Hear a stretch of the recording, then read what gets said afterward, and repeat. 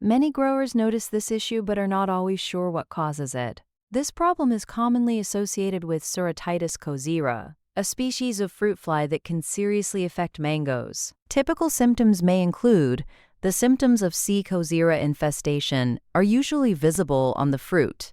Female flies primarily lay their eggs inside ripe mangoes. As the larvae feed and tunnel through the fruit, the affected mango may become sticky and develop a thickened texture. Small larval exit holes may become visible on the surface. As the fruit tissue decomposes, brown or sometimes black lesions can develop on the peel. The skin may also become scaly, damaged, or perforated. As the fruit continues to deteriorate, it may become discolored and develop moldy patches. Eventually, the fruit can produce a foul odor and may release a mixture of fruit juice and fungal secretions. These symptoms are usually caused by the larvae of the fruit fly Ceratitis cosyra. Adults have yellowish bodies with scattered black spots on the thorax. Their wings are yellowish, and their wingspan can reach approximately 4 to 6 millimeters. Females lay eggs in ripe mangoes and may continue laying eggs for around 2 weeks. After approximately 2 to 3 days, the larvae hatch and begin tunneling through the mango flesh. A single fruit may contain dozens of larvae, and in some cases, symptoms may not become obvious until after harvest. When ready to pupate, the mature larvae leave the fruit, drop to the ground, and burrow into the upper layers of soil. After approximately 9 to 12 days, the pupae develop into adult flies. Some natural approaches you can try are: protein bait traps can help monitor fruit fly populations and capture adult C. cosyra.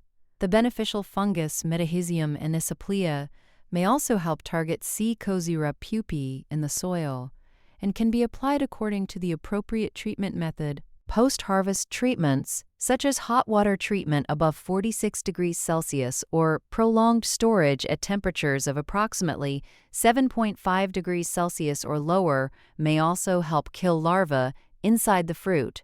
For more severe cases, growers sometimes use insecticide-based bait traps containing active ingredients such as malathion or deltamethrin can be combined with suitable protein-based baits, such as hydrolyzed protein or biodegradable protein. These traps help attract and eliminate adult flies in the surrounding area. Male C. cosyra flies may also be attracted and captured using specific lures containing compounds such as terpenyl acetate or methyl-eugenol. To help prevent this problem, choose early ripening mango varieties so the fruit develops and ripens when pest populations are lower.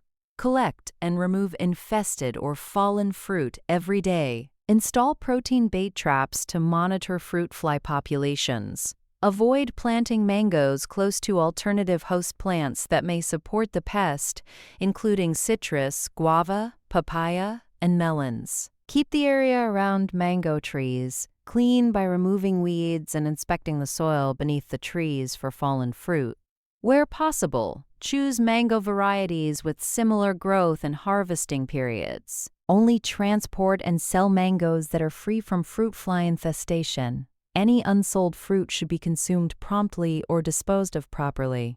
Regularly cultivating or turning the soil around the trees can also expose and destroy developing pupae. Overall, brown or black lesions may appear on the fruit peel. The mango can become discolored and may release sticky, thickened juice or sap. Larval exit points may be visible on the surface. Adult flies have yellowish bodies with black spots on their thorax. Follow the channel for more useful plant care information.